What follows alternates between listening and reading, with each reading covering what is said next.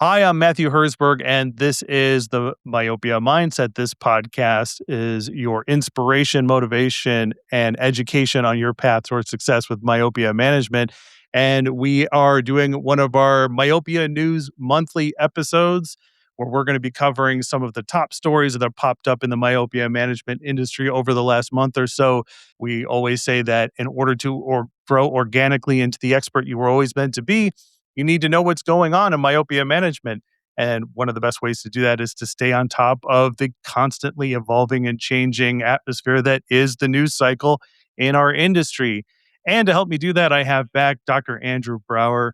His practice philosophy is I don't want you to wait forever to come see me, and I don't want you to feel like you're being rushed out the door. Andrew, welcome back to the Myopia Mindset. Always a pleasure, Matthew. And we also have our returning guest panelist, Dr. Cary Herzberg.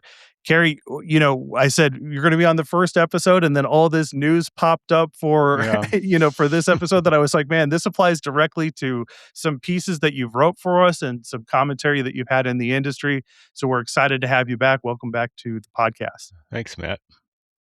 And then our other guest panelist that's joining us is Josh Martinez from Doctor's Own Design, the next generation ortho K lens. Josh, welcome to the podcast. Thank you, Matthew. We are actually formally Doctor's Own Design. We've recently launched a new entity. We are now Aurora GP Lab Inc.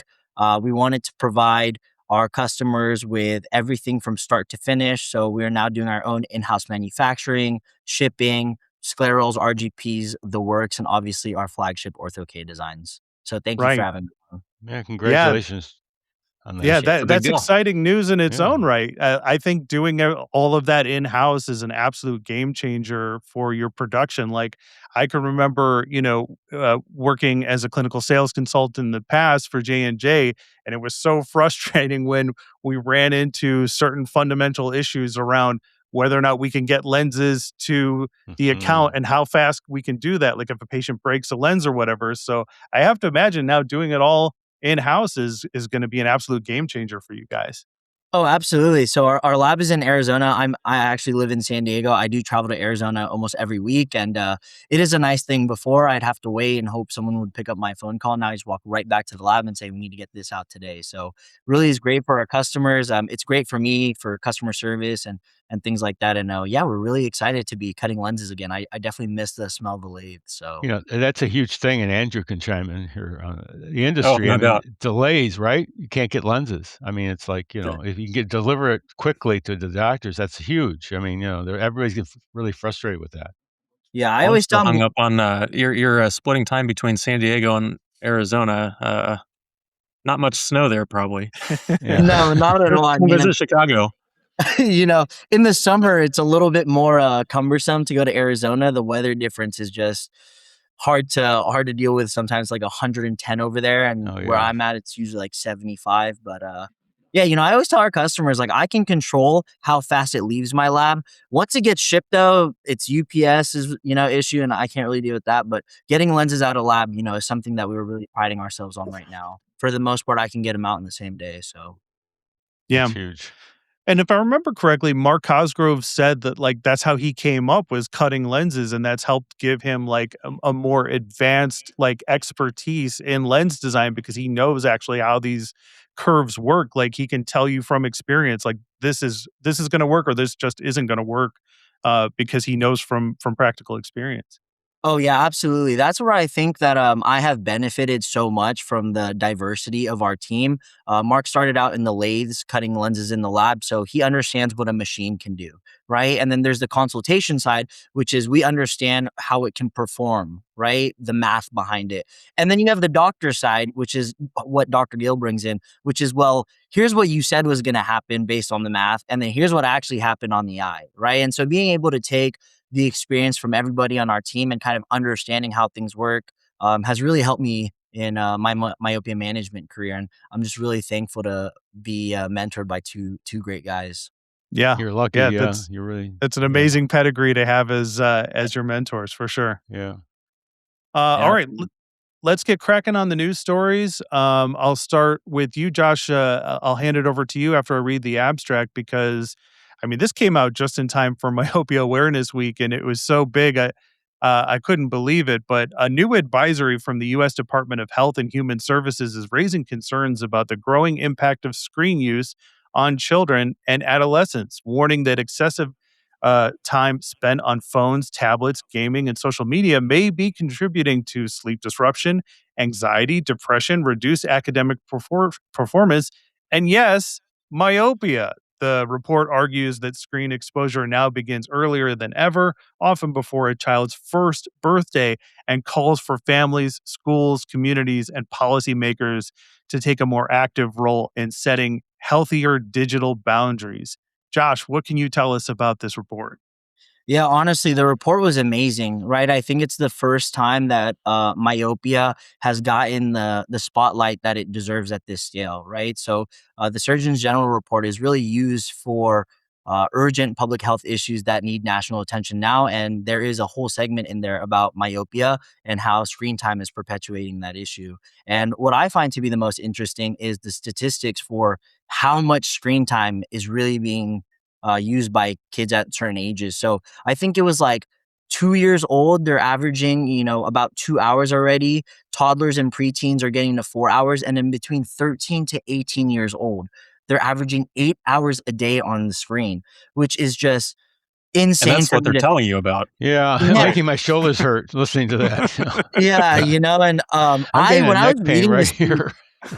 when I was reading this piece, I felt like a personal attachment to it because I am aging myself in the young way. I was with one of the first classes that they started introducing technology into the school. So we got like the whiteboard that you could write on, we got the laptops, and I was like really in an interesting time because the internet was starting to become more prominent. But we were still going outside, like I played outside and did a lot of that stuff. And so now seeing how much screen time is for kids these days is just crazy to think about. And it's just perpetuating the myopia epidemic, right? So I think in this study too, they said that by 2050, 40% of children are going to be myopic.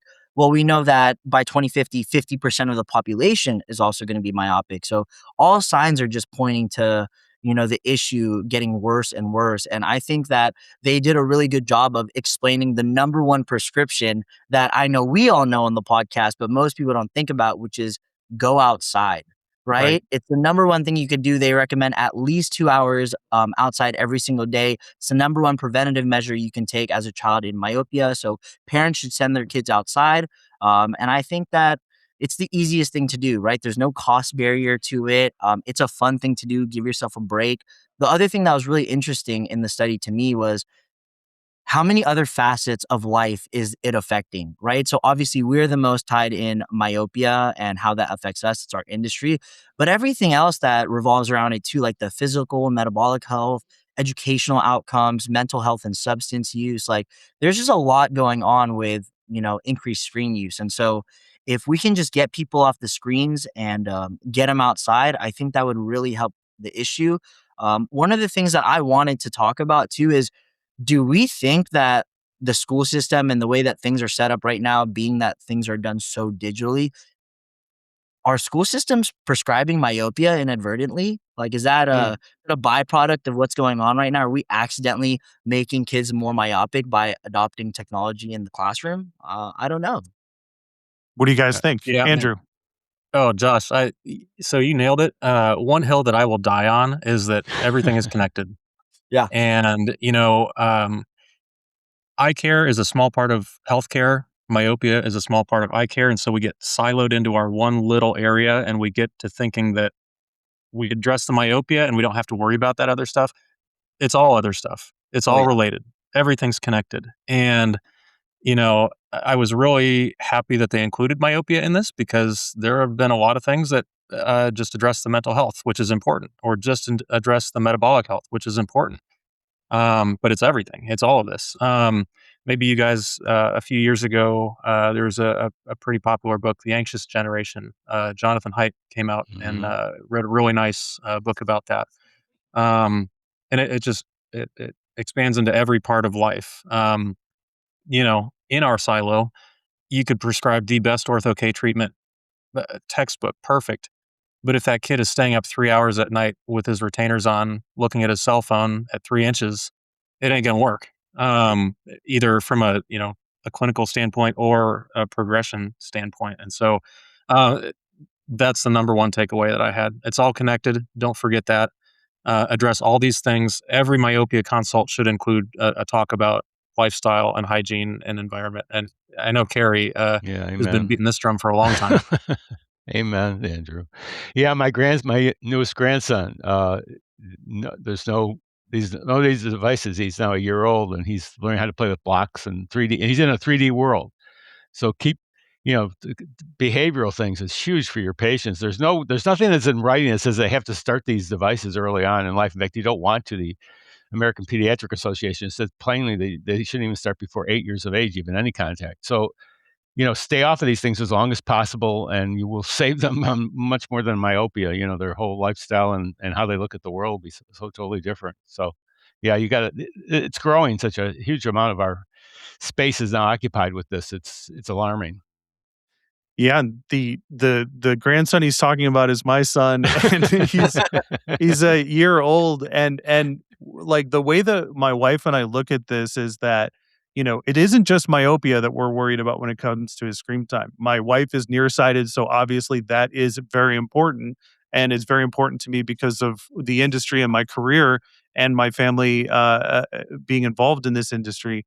But the other part of it too is that the way we rationalize it, because we've watched so many other parents use the device as an easy mode to help mitigate the difficulties of parenting. And the way we looked at it was like, let's take this difficult part on for us so that we're not making it more difficult for him in the future with, the effects on mental health, myopia, forming relationships, all of the things that are listed in this report. Let's take that on to be my problem as parents and not his problem in the future. Josh, I want to ask you specifically, I think this is really going to move the needle for the myopia epidemic, but is this going to move the needle for optometrists specifically? What do you think? I would really hope so. One of the things that I think was an issue is, how do I convince or explain to a parent that this is a risk that we need to take action with now, right? Like, why is it a problem that I should take action on now versus later? And I think that for once we have something from, high up that we can give to a parent, right? So if we're explaining, hey, your kid is at risk for myopia, everything is kind of against you right now. There's screens everywhere you go. This is something you can hand them, right? They can go through it. They can read about it. They'll see that 40% of children are going to be myopic by 2050. They'll start to ask more questions and then do more research about why they need to take action now. Whereas before, you kind of didn't really have a bunch of stuff that was easily accessible for them. You could give them a white paper, but not every parent is going to be able to sit through and really digest that. This is a really easy to digest, understandable thing that every parent could walk away with at the end of an exam. So I think that's a great tool for optometrists. Yeah, for sure. Andrew and Cary, would you agree with that? Oh, 100%. Yeah, it is. But the key thing, I think, and now that you're building up generations. When I started out with this stuff, it was really the horse and buggy days, but we didn't have it. But now you can see, plainly in your chairs, you just have to look for these, just observe, and you'll know that this myopia thing, what's happening with it, because the kids are all nearsighted early in life, and their prescriptions are now higher than their parents when they went through a whole lifetime before they encountered this much degree. So just use common sense here. I mean, parents are really looking for you to really steer them correctly, and you got to be I think you should be behavioral oriented. I think you need to really promote good eye health, and that means preventive care. You want to prevent things from getting worse. So I think that you need to make that point clear, and parents will be right on board with it. Mm-hmm. Yeah, and Cary, go ahead, Andrew. I was just going to say, the fastest way to get a parent on your side is to look at that kid and say, "Hey, kiddo, your mom's right. When she says put your phone down, put your tablet down, listen." Yep. Cary, what is the level of vindication here for you? Because you wrote a piece for the Myopia Mindset Substack titled "They laughed us out of the room." Oh my Now God. the Surgeon General agrees. And so that's one of the reasons why I wanted to have you back on this episode is your perspective comes from a time period where not just the public didn't understand the issues of myopia, but also optometrists in general. You were basically fighting against.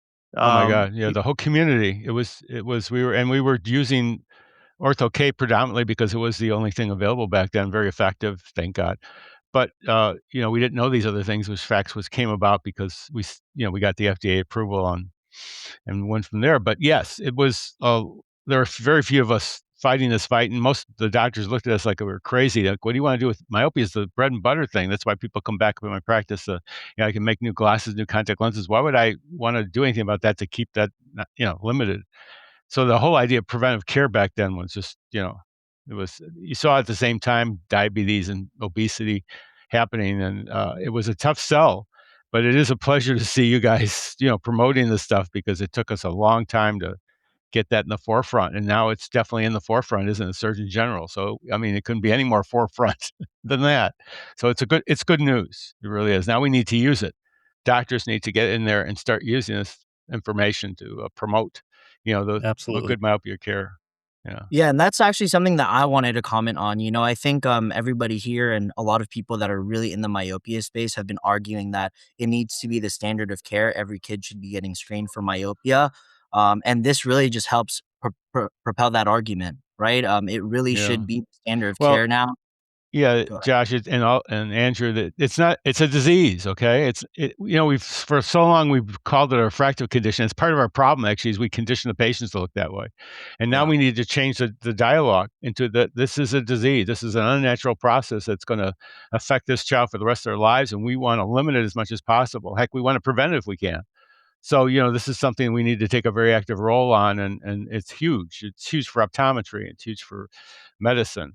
Everything, because it's going to be directing us into healthier lifestyles. Yeah. Are we going to start to see schools become more, I don't know what the word is, like accountable or aggressive when it comes to reducing like the amount of screen time in the classroom? Like I've heard stories of like schools that started reducing their screen time and going back to making kids like write papers by hand, especially with the advent of AI, and doing like physical homework instead. And Josh, maybe you can speak to this because you are part of that initial generation that got the influx of technology. I don't want to speak for Andrew, but like my schooling was like there was a computer lab at school, and that's where you went to do computer stuff, but that was not present in the classroom. So I'll open it up to the entire panel. But Josh, what do you think? Like, are schools going to be more aggressive about limiting screen time?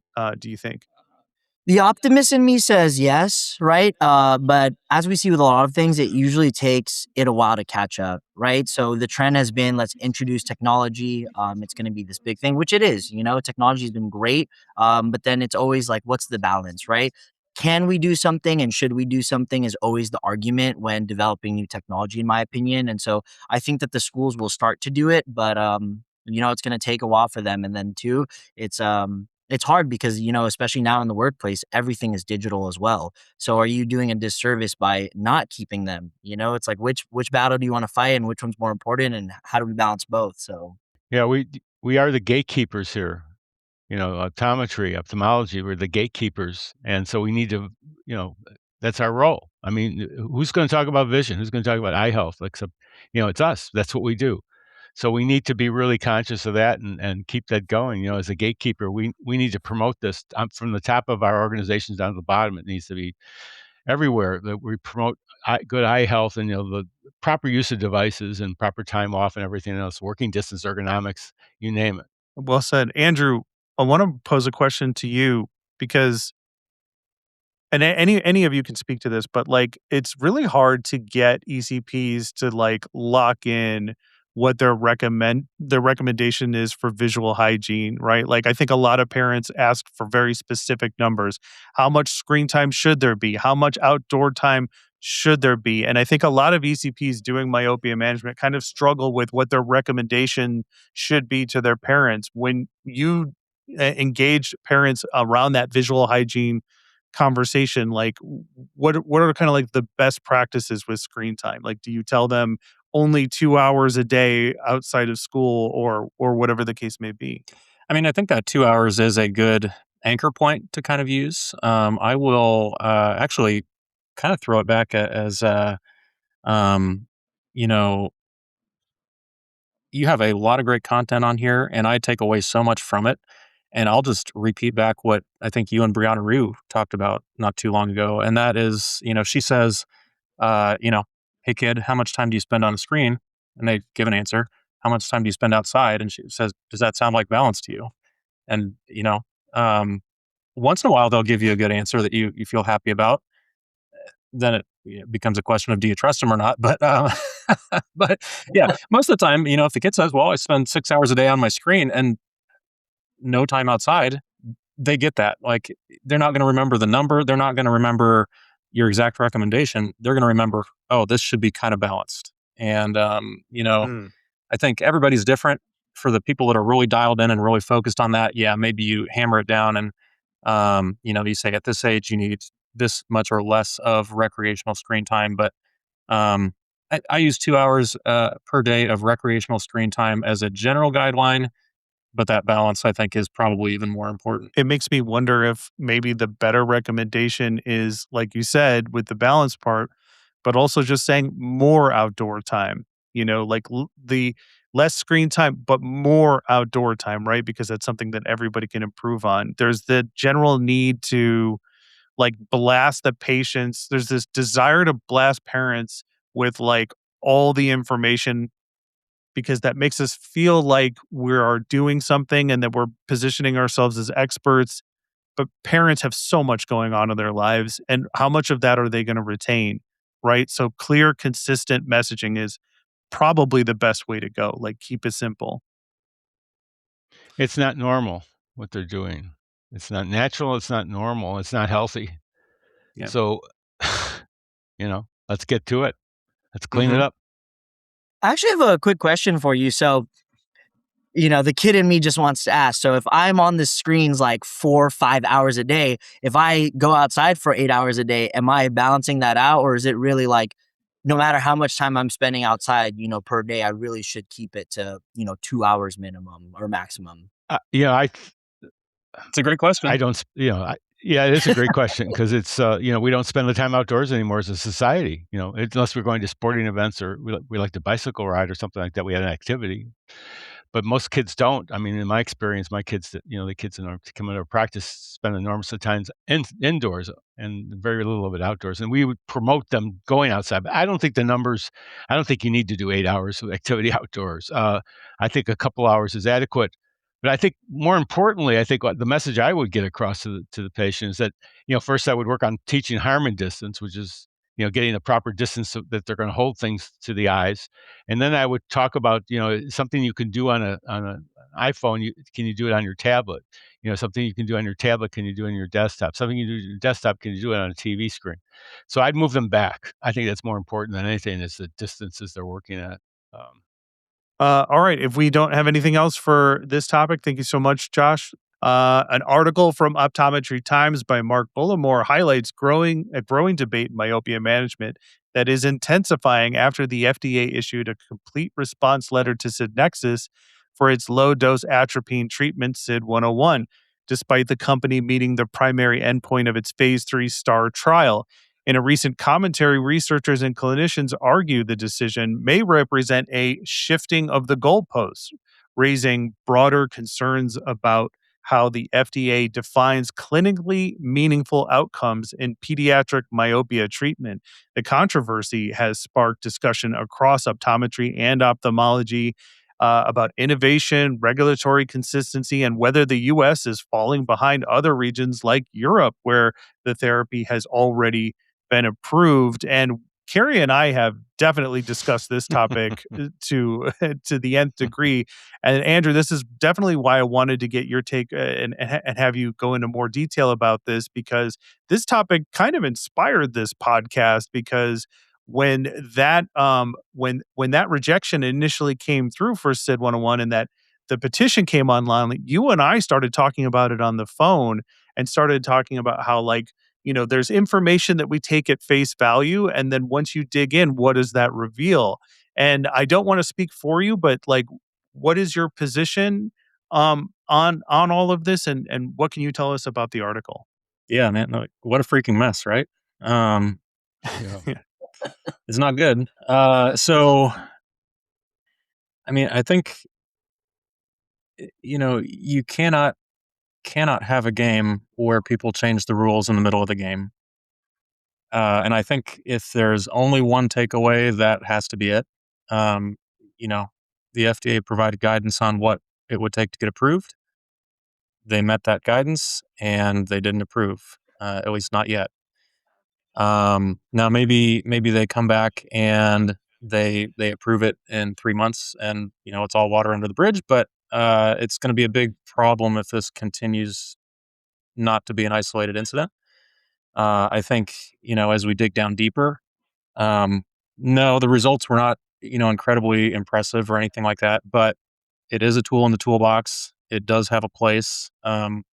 Just because it wasn't a blockbuster, blow away everything else, that doesn't mean you reject it. It means that it has a place and you approve it and you use it appropriately. And so, yeah, I mean, I like everybody.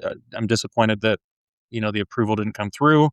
I hope that it still will. And I mean, obviously, Dr. Bullimore is, you know, there are a relatively small number of people in the industry that when they talk, you listen to what they have to say. And, he's one of those voices. And obviously he was involved even, I believe, in advising the company through the whole process and everything too. So, yeah, with any luck, this will be a done deal eventually, but the initial, decision was disappointing. And I kind of echo what everyone else says about that. Yeah, I mean, I'd have to agree on all fronts. It's setting a really bad precedence, right? That you can change the game in the middle, and I think it's important that atropine gets approved. It's better for everybody. There'll be a streamlined way to get it. The formulation will be consistent throughout. And especially what we'll talk about later with combination therapy, it really is a good tool in your tool belt for super fast progressors. So, yeah, just sad thing to see. Yeah, it points at this like the alarming part of it is that it is so easy for there to be pushback. Um, there was questions about whether the data was correct, whether the research methods were sound, and there's so many areas where um, people in the industry have tried to pick apart what Sydnexis is doing from many different angles. And I feel like at some point you just kind of have to like acknowledge this for what it is. Whether you're a fan of low dose atropine or not, whether you think it needs to be FDA approved, the simple fact of the matter is the FDA set those guidelines. Sydnexis met those guidelines, and this sets a very bad precedent, as you both have said. And it makes you wonder what the disconnect is, right? Because we have this Stellest FDA authorization that occurred in the device sector. So it really is concerning, and I'm hoping that things will change. I think that they're up for real reevaluation. So hopefully we'll see something happen as a result of this. This is something that both ophthalmology and optometry have spoken to very loudly, but I'm really surprised it hasn't gotten more momentum in our industry in general. Cary, why do you think that Yeah, is? yeah, I've got a different take on this thing, actually, if I can talk about that a bit. Please do. It's a key. This drop is key to myopia management and control. Um, it has to do with pre-myopia, myopic onset and axial length elongation that happens before the child even becomes myopic. And, we're talking about an industry here. We have the pharmacies, making this stuff up on the compounding it, and the inaccuracies that I've experienced in compounding pharmacies, and trying to, if you're going to go in there, all of us, I'm sure, who are active in myopia are going to, if we're doing our job, we need to go and talk to the parents. We need to be dealing with 2-year-olds and younger at this. If we have an incidence, of myopia with the parents, and we have a pathway here, and I might add that maybe not all the data was as impressive as we would like, but effectively the emerging myopes, the fast progressing myopes, were 75% control of that with the drop. So, I mean, this is a huge impact when you think about axial length being the big product here a year and a half before they become myopic. That's where you get all the, this big axial length change that you can control 75% of that. So this is a key drop to everything that we want to do, because we have to start early, in the treatment. And you're going to have to sell this to a parent with a child that doesn't have the eye condition at the present time, probably is hyperopic. And you need an FDA approved device to do this. I mean, you can't, trying to do this with compounded, I mean, God bless you for making the attempt. But I as a parent would question that, But if you have an FDA approved drop that actually says this is safe, this is, effective in use, then it's a whole different ballgame for your discussion with that parent. I mean, you can go, it's just a different level that you're talking about. And so this is key. We have to get here. There's no other way. We can't get around this thing. If we don't get this done, a lot of our major issues that we're trying to deal with myopia, it's lost, because we cannot start when we should be starting, which is pre-myopia, and doing something, to positively impact that change before it ever happens, so we can actually give that child a lifetime of, of seriously really good eyesight, so they don't have to, do these other things. Well, that's a fantastic point. I think that, and to answer Matt, why isn't there a bigger uproar in the industry? It's exactly that. Most people are not thinking, 3 steps ahead like that. So yeah, wonderful point. Yeah. What is can we open up, maybe this is a bad idea, but let's go for it anyway. Can we open up the unimpressive data issue? Because I keep hearing this over and over again. So can we kind of rip the Band-Aid off of this? Andrew, you were the one that mentioned it first, so maybe I'll put you on the spot here. But Sure. What about the data is unimpressive to you? And hopefully you can go more into that. Sure. I mean, first thing is, with the caveat of maybe there's data that they haven't released publicly or whatever that I can't see. But I mean, first thing is we don't have any axial length data that I've seen at all. Have you guys seen any of that? No. And I think they didn't do it. No. I think that's we're straddling 2 eras. When they designed this study, that made sense. Because all these things take years and years to do, but the results come out in a world where that's really critical. And so I think, if nothing else, I think that is problematic in terms of, building an ironclad case for this. As far as off the top of my head, I don't have it written down and I don't have the article pulled up, but I think it did it save about Actually, I want to look at this. 0.51 to 0.70, I think, is what it was. Let's see if I can. Yeah, it was a smaller amount than we're used to with the the stronger concentrations, but it's 0.01%. Right? So it's not going to be as effective as 0.05. But the fact it's 0.01% and the fact that it doesn't cause the side effects at the 0.05 that we run into is also, I mean, it's a positive when you're dealing with little youngsters like that as well. Mm-hmm. So Andrew, there's a number of reasons why that was happening too. I think it's kind of explained to me that they're working with, they made them use teenagers in the population study, people that are over 14 that passed that, and it was a study ran for 3 years, I think, the STAR study, the largest myopia study of its type. And so they jimmied with the results, to lower the expectations. The fact, I learned after the fact, I didn't even think about this until I got there, was that the LAMP study is all done on fast progressors. Did you guys know that? It's, by definition, it's a fast progressing population. So let's level the playing field here, and if you want to do a LAMP study comparison.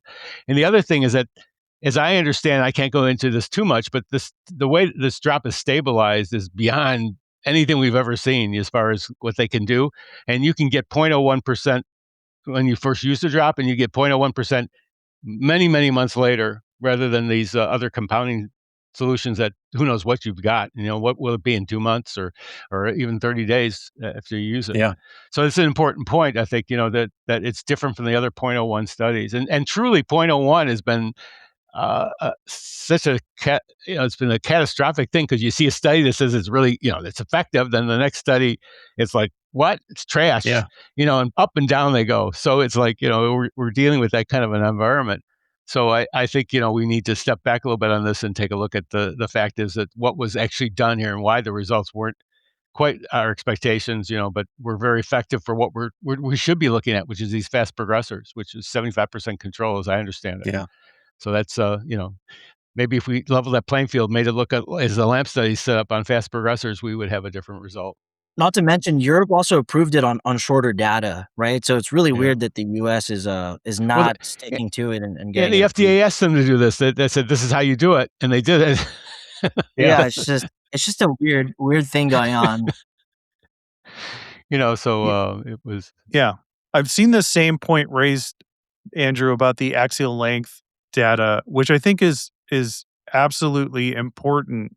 But my only pushback on that is, like, if I'm not mistaken, the STAR study was originally done in 2019. I mean, who would have been collecting axial length data like that far back? And the reason why I'm saying this is because I'm trying to go back in time here a little bit. Like in 2019, I think I was interviewing Cheryl Chapman on the Corrected View podcast, and she was, singing the praises of axial length and acknowledging that the vast majority of clinicians are not measuring for it, and they should be. So it's like, I feel like that's, I think it's a very important point that you're making, Andrew. And like, I think the axial length data, of course, is important, but that's kind of like a future looking back kind of problem, because like, should they have been collecting it from the get-go? Should they have known that?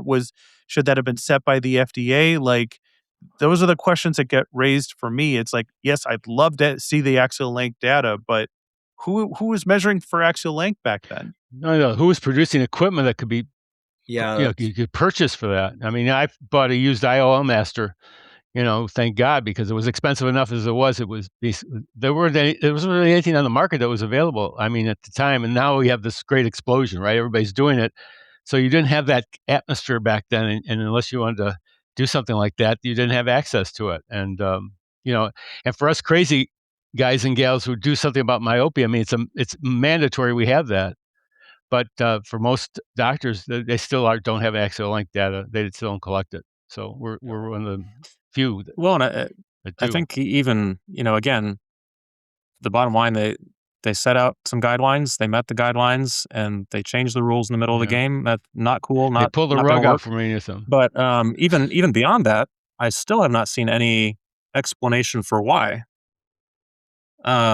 Right, they haven't either, by the way. Yeah. So, if they came up with a really great reason and said, well, here's why we didn't approve it, here's why we changed our mind. Okay, well, now you take that and you analyze it. But as far as I've seen, there's not even a reason. They asked the FDA that question. Yeah, well, they wouldn't give an answer. Yeah.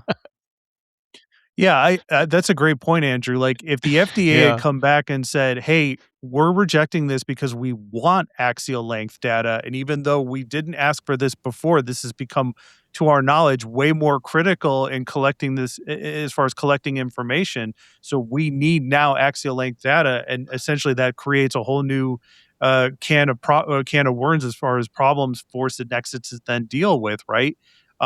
But I think that would have, if that was the grounds for their rejection or refusal, like, I think that would make sense to me. Like, but we're looking at an FDA that, like, seemed at this point completely disconnected from itself. And I mean, there's been some recent changes over there, so hopefully to be perfectly honest, and maybe we'll close on this unless you guys have anything else to say, like, if the FDA were to get this done, this would be a huge win for them. Like, being able to address childhood myopia, especially in tandem with the Surgeon General's spotlight on screen time. Like, I think that would be a huge win for them. To get that approval put forward. Okay, so let's move on to our next story. Cary, I'm going to hand this one over to you. New clinical data from Hoya Vision Care is generating major excitement in the myopia management world after researchers reported that MiYOSMART IQ spectacle lenses showed little to no average myopia progression in children as young as 4 years old. Presented at both the Asia Pacific Academy of Ophthalmology Congress and ARVO 2026, the studies suggest the company's next generation DIMS-based lens design may significantly improve myopia control outcomes compared to previous spectacle lens technologies, with researchers calling the results some of the strongest ever reported for pediatric myopia management. The findings are also fueling new conversations about how early clinicians should intervene in childhood myopia progression and whether aggressive early treatment could reshape long-term standards of care. Cary, what can you tell us about? Yeah, this was Hoya's data, and it was 6 months of data, and it's truly very impressive. I mean, uh, you know, I know sometimes you don't like to listen to this message because I'm an Ortho K guy, but you got to be, I mean, eyes wide open on this stuff. This is an effective product that really controls myopia, and it does, to my thinking, that 90% of the patients responded well to the treatment, which means that there's just 10% that you need to, they're not going to respond to that. You may have to switch them into something else.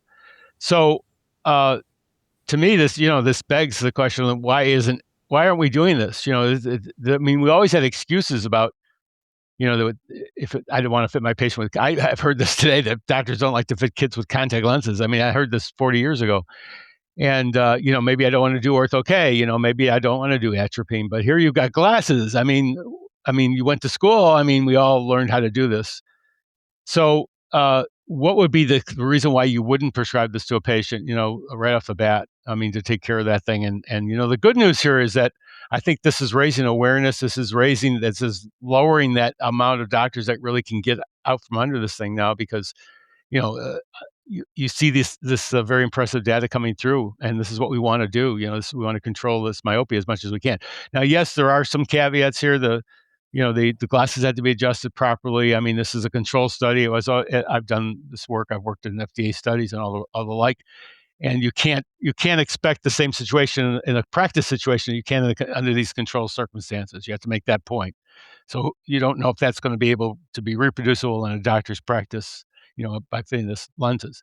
Certainly, if you measure correctly and you do your patients for follow-up, we'll have a lot more information on that as it comes through. But the IQ, the change in here, the increases in the power, in the aspherosity in these segments that cause this is something we've known for a long time in Ortho K. I mean, this has been the basis of the new modern Ortho K designs that have come out that we call them custom designs, but really they're designs that have been shaped, and Josh can speak to this a little bit, but designs that are shaped to increase the power and the aspherosity on to create more defocus. And we've had great success with this thing, 80, 90% control of myopia with that.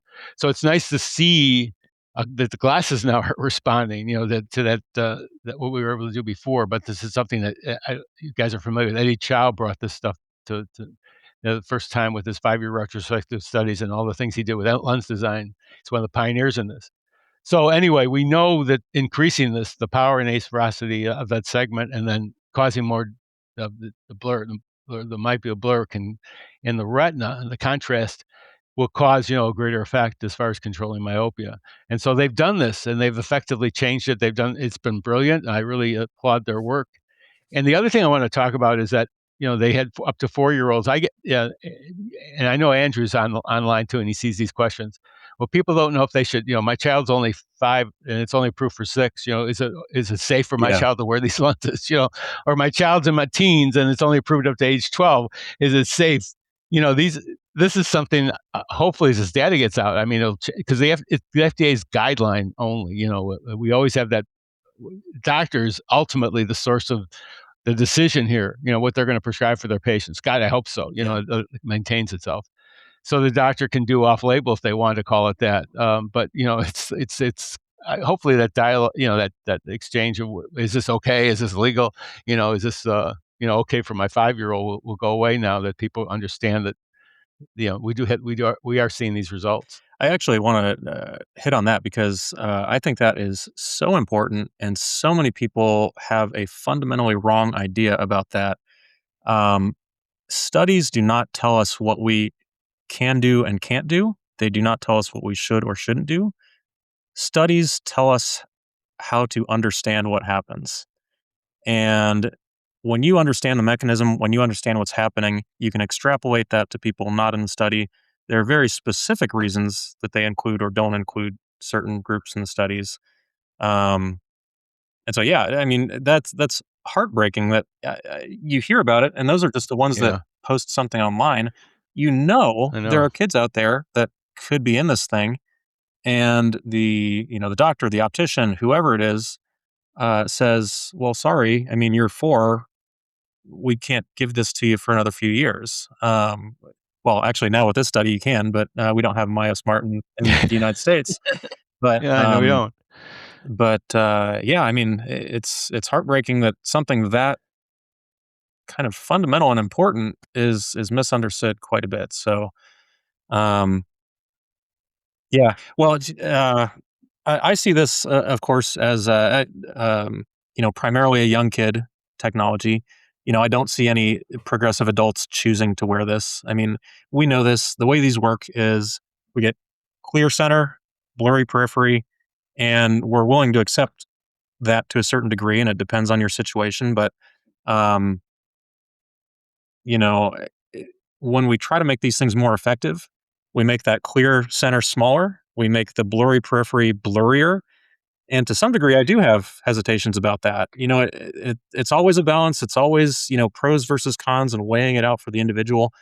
For some, that is 100% worth it. For some, maybe we should think about other things. But yeah, I mean, it's actually thrilling. Andrew. Actually, they've changed the optic. I haven't had experience with this lens because obviously we can't prescribe it yet. But they've changed the diameter of the center. Right.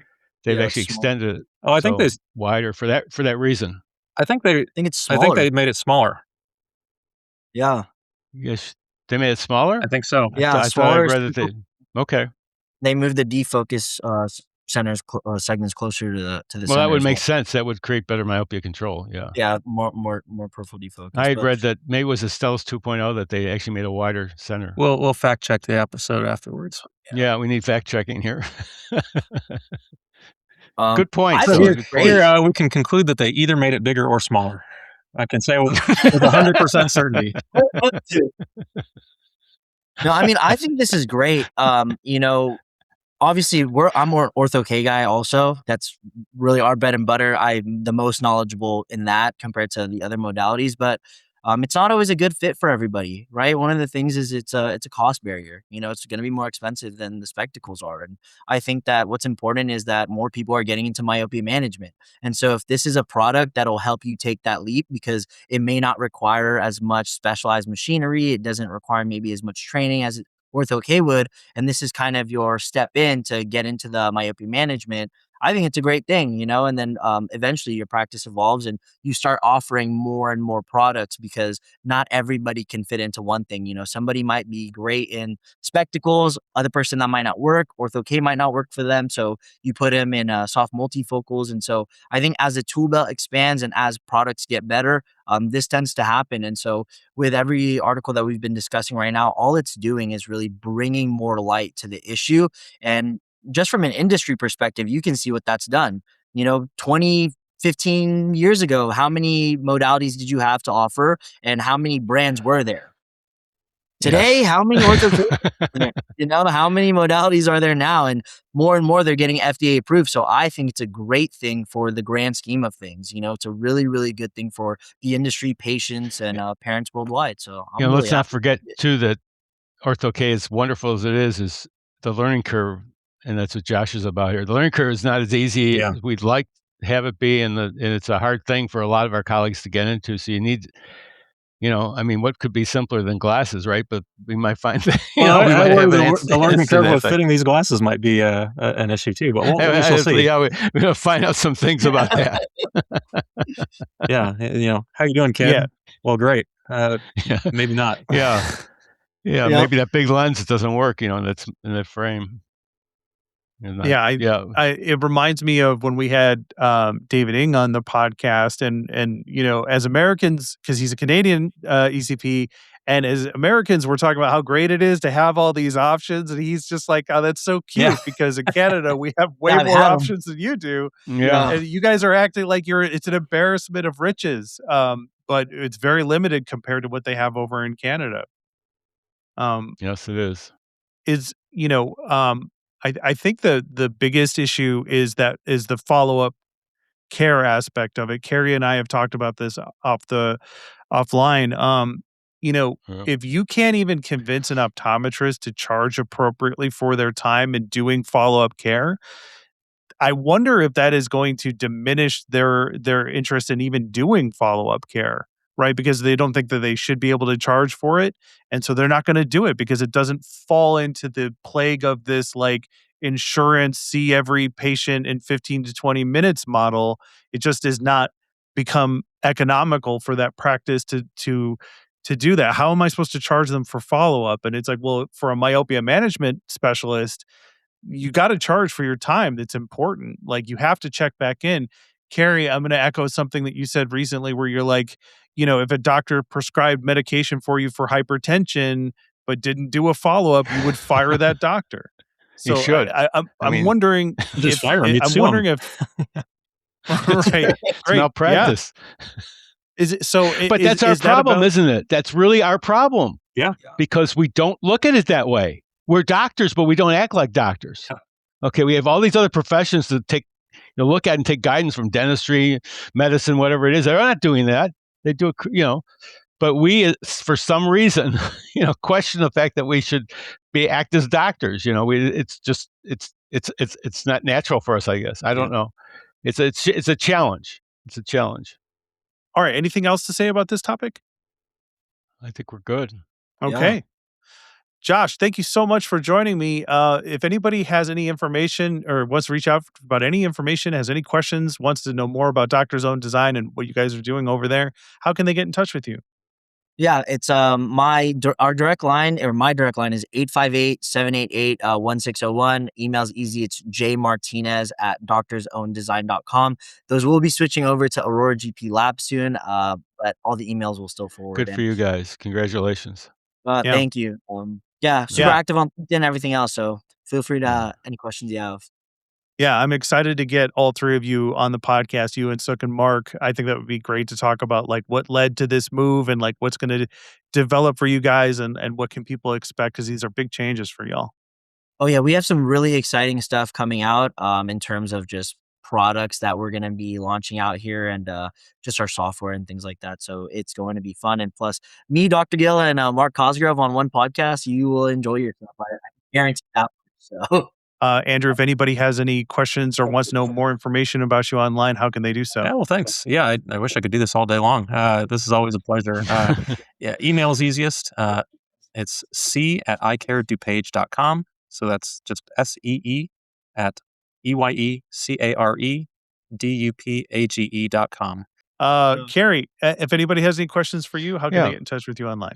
OAADOC@gmail is the best way. Perfect.